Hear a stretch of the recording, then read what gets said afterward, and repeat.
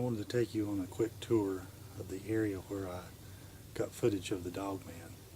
Now this area, even to this day, still gives me the creeps, but I've got my sidearm with me, and I'm going to go into this area and kind of give you a tour and overview of where I spotted the Dogman on both occasions back in this area. This is a very narrow horse trail. The foliage is going to be very close to me.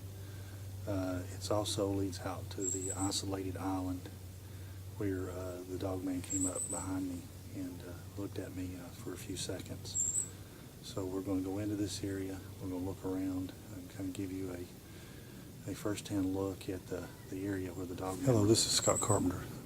We're getting ready to enter the area where I had my Dogman encounter. The first area I'm going to go to is the feeding station that I had set up for the Bigfoot. This is where we had first contact with the Dogman. He raised up behind me in some brush and an old blowdown. Ready to take you in there. Right here is a little trail leading in. It goes back over here to our right. I actually found a Dogman footprint on the skirts of this mud hole. This mud hole is dry now, but when I found the footprint, it was still wet. It was wet, and so the Dogman had walked around the edge and left a 11 to 12 inch footprint. Okay, 2 years ago, this area here was the feeding station for the Bigfoot. As you can see, I've abandoned it and it's kind of been tore up. But at that time, I was leaving rocks and food right here for the Bigfoot. The Dogman was actually located in this blowdown right here, standing in the very back of it. As I made my way around here,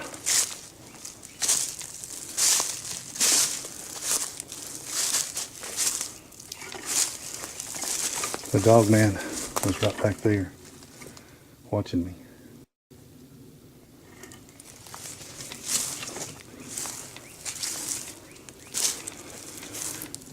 This is what always gives me the creeps. It's an old well, and so deep dug wells and paranormal activity seem to go together.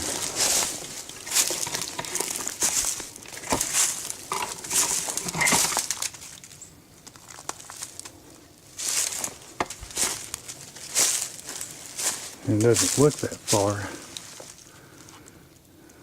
but I was standing approximately in this location, and the Dogman jumped up on one of these trees back here and was looking at me. That is the footage from May where the Dogman jumped up on a tree, and that's where that footage comes from. And I was actually right back here standing in this area right here. You can see that I had a hair trap on the tree. The tape's still here. And right through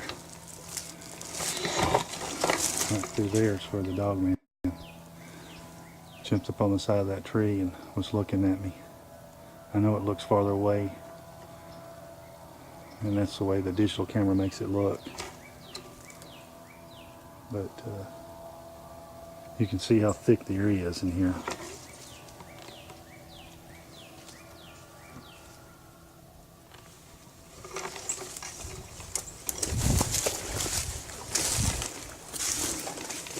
So basically,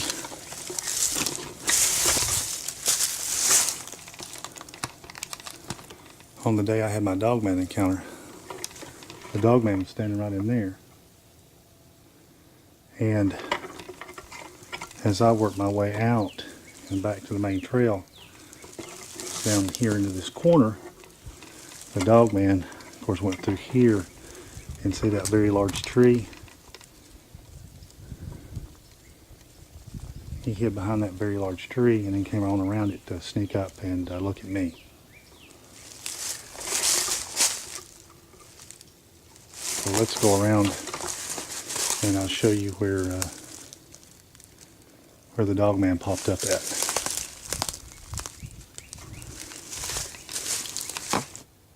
Okay, I'm back out to the main trail.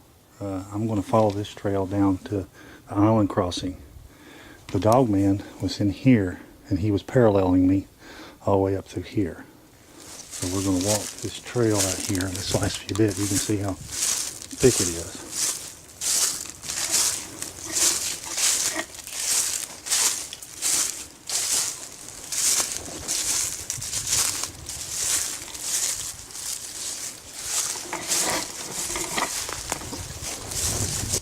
Alright, I'm in the same location approximately that I was on March 27th, 2011 when I had the Dogman close encounter. Of course, I didn't realize it. I had a back trail camera sitting here filming behind me. I had the camera on my monopod, and I was checking out this island over here because I'd had a Bigfoot sighting over here at this island.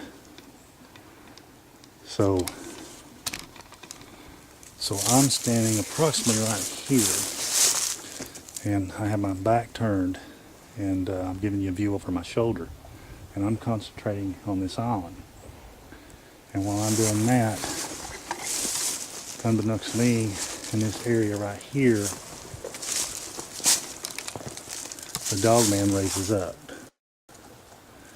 And to give you an idea of how tall that is, I am 6'3", and I'm looking straight across to the area where he raised his head and pushed his snout through. To give you an idea of how tall the Dogman was approximately, I'm 6'3", and I'm looking straight across. And you have to remember that the back trail camera was on my shoulder, and if you look right through there, I'm trying to point. Those are the two cedar branches and foliage that the Dogman pushed his nose up through. So that little hole, that area right there, is where the Dogman raised up and was watching me. And then as I turned my shoulders, because I was like this, filming this way, and I did this deal to turn around this way. And as I turned, he went right down into there. And then he was hiding literally right there. And that is approximately 4 feet. I say again, that is approximately 4 feet away from me. This is very close. And he was just right there. At the time, this tree that you see here was not here. This tree had not fallen. So there was nothing between me and this Dogman except open trail. And that is the area where he stepped into, raised up, watched me, and then as I spun around, he the approximate size was 6 foot to 6'5". There's the large tree that I pointed out when I was over here, but this is the exact area where the Dogman rose up and took a look at me. I hope this gives you an idea of how close the Dogman was to me on that day. It was just unbelievable. He was literally could have reached out and grabbed me, and probably fortunate that he didn't for whatever reason. But the Dogman was literally right here in this area here watching me, and I was standing right there. And as you can see, that's just a few feet. He was right in there. And that's a little bit too close for comfort. That's all I have to say about it. I hope that helps you understand the situation in here and gives you an idea of what the area looked like and what was happening on that day. For me, it was just a normal day. I hope you enjoyed this video. I hope it was enlightening and entertaining and informative.